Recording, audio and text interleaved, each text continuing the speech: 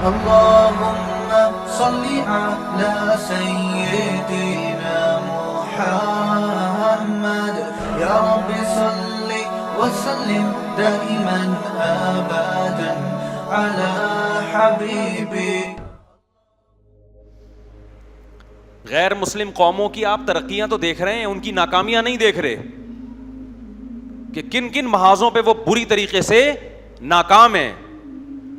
دیکھو ہمارے ہاں کامیابی اور ناکامی کا کرائیٹیریا یہ کہ وسائل کس کے پاس زیادہ ہیں. دیکھو کامیابی اسے نہیں کہتے, کامیابی ہے کہ وسائل کچھ بھی نہیں ہو پھر بھی کامیاب ہو آپ, اور ناکامی یہ ہے کہ وسائل کا ڈھیر لگا ہوا ہو پھر بھی آپ کیا ہو, ناکام. تو گورے کے وسائل کو مت دیکھو, وسائل کامیابی کے بہت ہیں مگر کامیاب نہیں ہیں. آخرت میں تو ہے ہی نہیں, دنیا میں بھی نہیں ہے. یہ غربت مہنگائی آپ یورپین اقوام پہ 4 دن کے لیے مسلط کر کے دیکھو.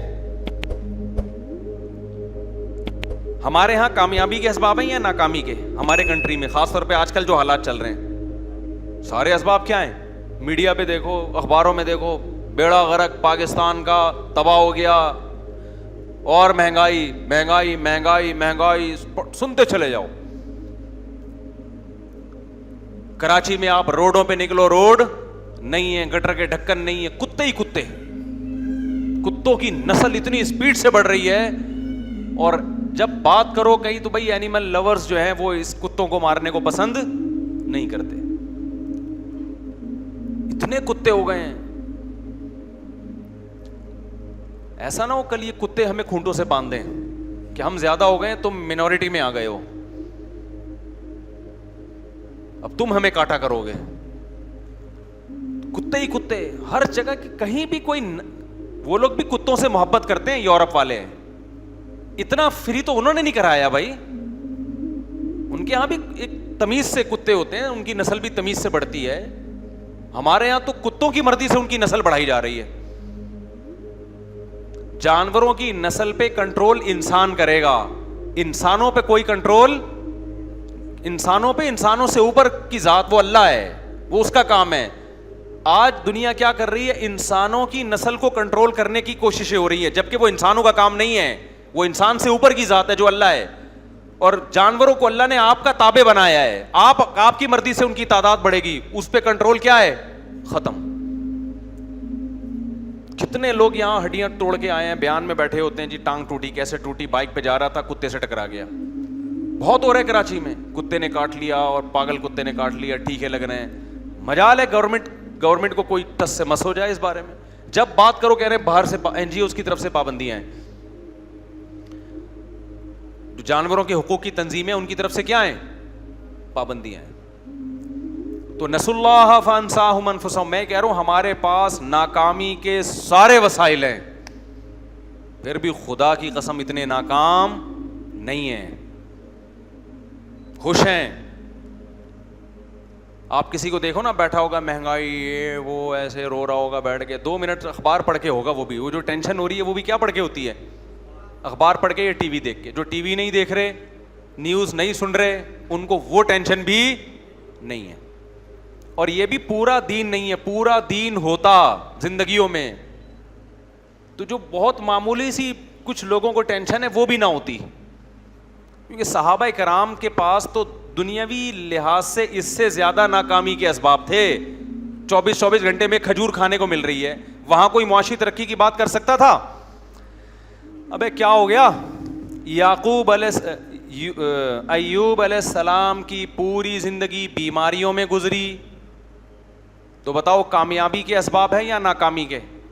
ناکام دنیا کے لحاظ سے, لیکن اللہ کیا کہتا ہے, ایوب علیہ السلام کامیاب تھے, کبھی ان کی پیشانی پہ لکیر نہیں آئی, کبھی بے صبری کا ایک جملہ ان کی زبان سے نہیں نکلا. یعقوب علیہ السلام کا چہیتا بیٹا اللہ نے دنیا میں ان سے چھین لیا, ساری زندگی اس کی یاد میں روتے رہے, پھر بھی کیا تھے, کامیاب. زبان سے ناشکری کا ایک جملہ بھی نہیں نکلا. اعلم من اللہ ما لا تعلمون, میں اللہ کے بارے میں وہ کچھ جانتا ہوں جو تم نہیں جانتے.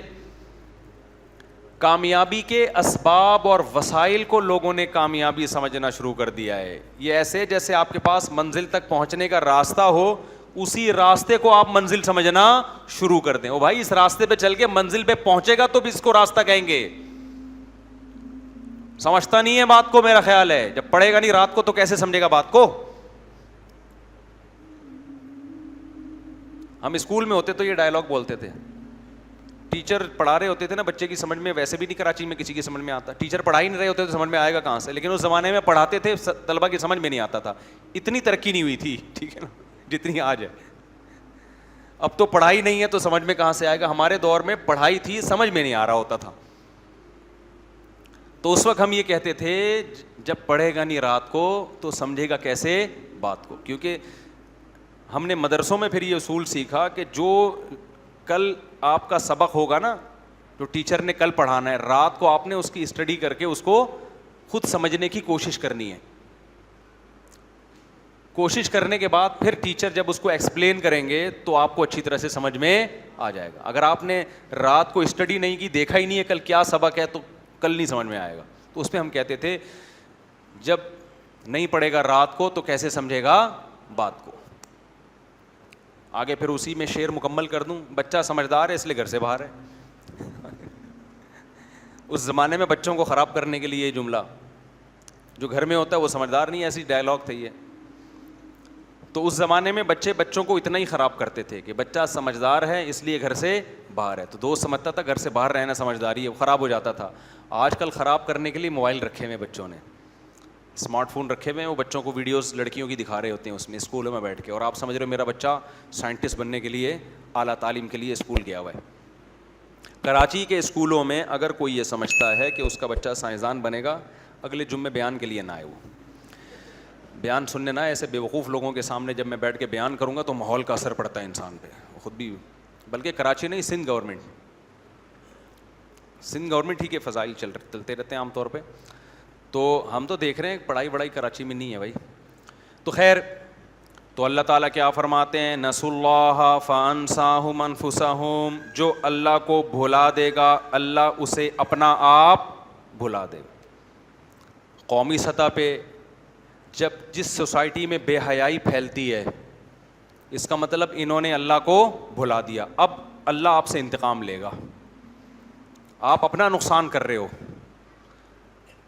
سب سے پہلا نقصان آپ کا گھریلو ماحول تباہ ہوگا.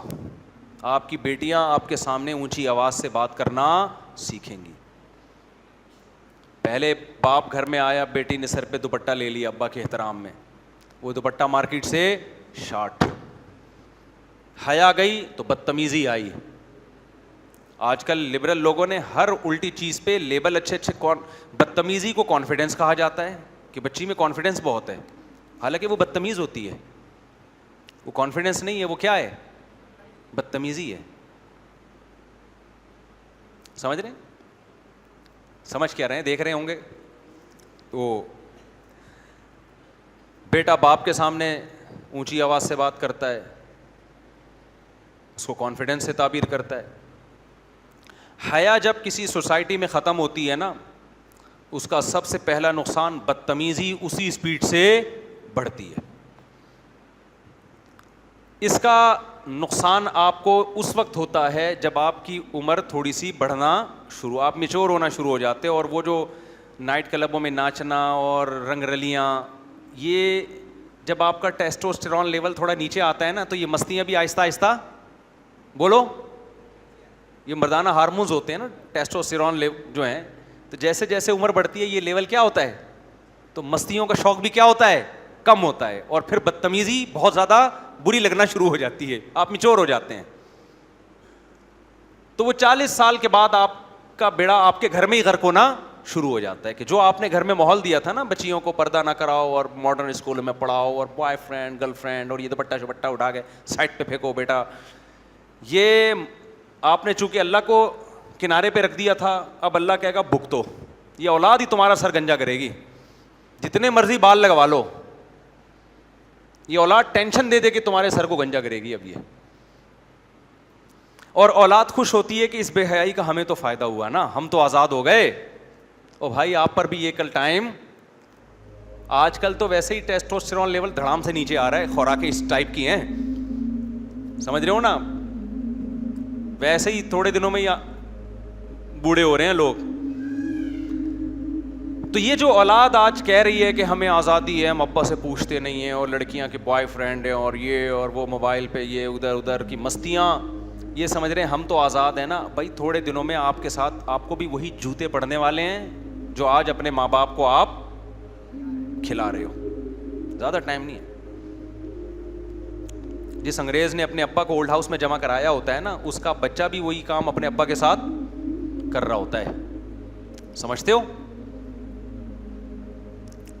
آپ نے وقتی فائدے کے لیے نا, تھوڑے سے مزے کے لیے شادی, اور یہ جو بے حیائی پھیلتی ہے شادی بیاہ میں پھیلتی ہے. شادی بیاہ میں سب کیا ہو جاتا ہے, کنٹرول سے باہر.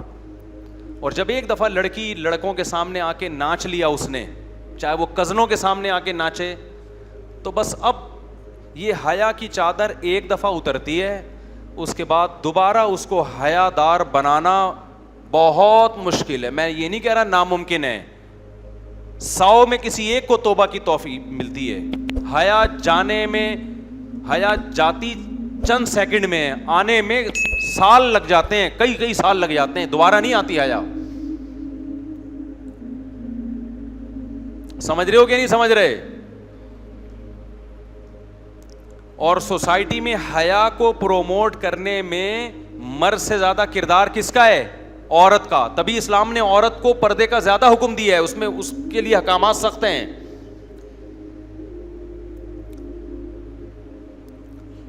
تو آپ سوسائٹی میں بے حیائی پھیلاتے ہیں, نتیجہ کیا بھگتتے ہیں گھروں میں؟ جو ٹینشن ہے, اور پھر آخر میں رزلٹ یہ نکلے گا کہ گھریلو نظام ہی تباہ و برباد ہو جائے گا. ہم منع کرتے ہیں نا کہ لڑکیوں کو, جوان لڑکیوں کو موبائل مت دو, بوائے فرینڈ سے. سب لڑکیاں ایسی نہیں ہوتی, کنٹرول بہرحال کرو, اگر دیتے ہو فون تو کنٹرول کرو. لوگ اس کو برا سمجھتے ہیں, آزادیوں پہ پابندی لگا رہے ہو. نتیجہ کیا نکلے گا میرے بھائی؟ نہ شوہر کو بیوی پہ اعتماد, نہ بیوی کو شوہر پہ اعتماد. چل رہا ہے نا سیٹ اپ. کیا زندگی گزرتی ہوگی یار اس مرد کی جس کو اپنی بیوی پہ ہی اعتماد نہیں ہے, کہ پتہ نہیں کیا کر رہی ہے. عورت پہ کیا گزرتی ہوگی جس کو اپنے میاں پہ ہی اعتماد نہیں ہے. اعتماد کی جو ایک ہی تو بیس رہ گئی تھی وہ بھی ختم ہو گئی, تو ڈپریشن کے علاوہ کچھ ملے گا؟ اور یہ وہ ڈپریشن ہے جس میں 99% گورے مبتلا ہیں. سمجھتے ہو؟ تبھی وہ شادیاں نہیں کرتے کہ یار کچھ پتہ نہیں ہے بھائی, کوئی وفادار ملے کہ نہ ملے. عورت کرتی نہیں, اس کو پتہ ہے یہ کون سا کوئی نیک ہوگا. اس کا حل انہوں نے یہ سوچا کہ براڈ مائنڈڈ بنا دو سب کو, سب سیٹ ہے. تو یہ براڈ مائنڈڈ بننے کی کوشش تو کرتا ہے, لیکن جو چیز نیچر کے خلاف ہوتی ہے نا, نیچر اس کو ایکسیپٹ نہیں کرتی. بیوی کے بارے میں انسان کی نیچر نہیں ایکسیپٹ کرتی کہ اس کا کسی سے تعلق ہو. یہ نیچر نہیں ہے, چاہے وہ کافر ہی کیوں نہ ہو, وہ جائے گا ٹینشن میں. تو اللہ انتقام لے رہا ہے کہ نہیں لے رہا؟ تو بے حیائی کو کنٹرول کرو, آپ کا فائدہ ہے میرے بھائی, آپ کا فائدہ ہے. ٹی وی پہ کنٹرول کرو, آپ کا فائدہ ہے. کل یہ گھر آپ کے لیے جنت بنے گا. میں بار بار کہتا ہوں اپنی مستورات کو تبلیغ میں لے کے جاؤ. آج ہم اس سے تو پریشان ہوتے ہیں, گھر میں ٹی وی چل رہا ہے, بیگم خراب ہو رہی ہے, ڈرامے دیکھ دیکھ کے. ڈراموں میں دکھاتے کیا ہیں؟ اور شوہر کے سامنے اونچی آواز سے بات کرنا, چیخنا, چلانا. ساسوں واسے تو مارکیٹ سے ان کا تو کوئی حق اب رہا ہے ہی نہیں ہے. تو گھر کے بڑے, گھر ان کا احترام سب ختم. تو وہ ایک ماحول ایک دکھایا جائے گا, لوگ پریشان ہوتے ہیں یار یہ گھر میں ہو رہا ہے. تو بھائی اگر اللہ ایک بری چیز ہے تو اس کا آلٹرنیٹ بھی تو اللہ نے پیدا کیا ہے نا. ماحول سے خراب ہو رہی ہے نا گھر کی عورت. دیکھو گھر کس سے بنتا ہے؟ مرد سے بنتا ہے, عورت سے بنتا ہے؟ عورت سے بنتا ہے نا, زیادہ تو اس کا کردار ہے. تو بھائی میں کہتا ہوں یار تبلیغ میں لے جاؤ, وہاں کیا ماحول ملے گا؟ اچھا ماحول ملے گا. اس کے لیے ٹائم بولو نہیں, اس کے لیے ٹائم نہیں. آپ گھر کی مستورات کو لے جاؤ تبلیغ میں, ذرا ٹائم لگواؤ, پھر دیکھو ان کے اندر تبدیلی کتنی آئے گی. آہستہ آہستہ موبائل کی جگہ نا دعاؤں کی کتاب آنا شروع ہو جائے گی ہاتھ میں. جو تبلیغ میں اپنی مستورات کو لے کے جاتے ہیں کیسے پلٹتا ہے ماحول. ورنہ سارا دن وہ فیشن والی لڑکیوں کو دیکھ دیکھ کے بس ان کا ہدف ہی یہ بن جاتا ہے کہ بال ایسے ہونے چاہیے اور کپڑے ایسے ہونے چاہیے, اور بس سارا دن کوئی کام ہی نہیں ہے. تو نسوا اللہ فانساہم انفسہم, جو مرد بے حیائی کی طرف جاتا ہے وہ اپنے آپ کو خوش کرنے کے لیے پسے پشت کس کو ڈال رہا ہے؟ اللہ کو. حقیقت میں وہ اپنا نقصان کر رہا ہے. میں بار بار ایک بات کہتا ہوں, جو نوجوان بالغ ہونے کے بعد گناہوں میں برائیوں میں لگ جاتے ہیں, سب سے بڑا نقصان دنیا میں یہ ہوتا ہے, اللہ نکاح کی لذت سے محروم کر دیتا ہے ان کو. سب سے بڑا نقصان یہ ہوتا ہے. جب نکاح کی لذت سے محروم, تو بیوی سے جو محبت ہونی چاہیے وہ ان کو نہیں ہوتی. اتنا کچھ گند دیکھ لیا ہوتا ہے, اتنا گند میں منہ مار دیا ہوتا ہے, گھریلو لائف اب ان کی بہت زیادہ ڈسٹرب ہوتی ہے. جیسا اللہ دیکھنا چاہتے ہیں ریلیشن کو, ایسا ریلیشن بنتا نہیں ہے, اور اس سے بے سکونی میں جاتا ہے انسان.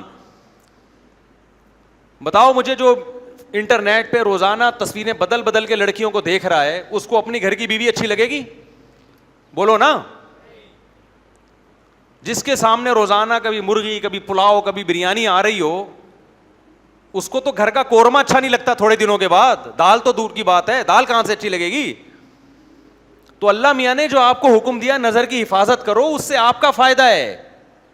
آپ سمجھ رہے ہو میں فحش چیزیں دیکھوں گا مجھے لذت ملے گی؟ بھائی یہ وقتی لذت ہے, اس سے تو دائمی لذت سے محروم ہو رہا ہے. لوط علیہ السلام کی قوم لڑکوں سے بدفعلی کرتی تھی. لوط علیہ السلام نے کیا کہا کہ نکاح کرو عورت سے, تو انہوں نے کیا کہا ہمیں عورت میں دلچسپی نہیں ہے. کیا مطلب؟ عورت میں لذت اللہ نے کیا کر دی ان کے لیے؟ ختم. تو یہ نعمت ہے یا عذاب ہے؟ یہ تو عذاب ہے نا. تو بے حیائی کی طرف جو شخص جاتا ہے, دن رات لڑکیوں سے بات کرنا, لڑکیوں سے چیٹنگ کرنا, انٹرنیٹ پہ فحش چیزیں دیکھنا, گھر کی لذت سے اللہ اس کو محروم کر دیتے ہیں. یہی حال ان لوگوں کا ہوتا ہے جو اپنے ہاتھ سے اپنی خواہش پوری کرتے ہیں.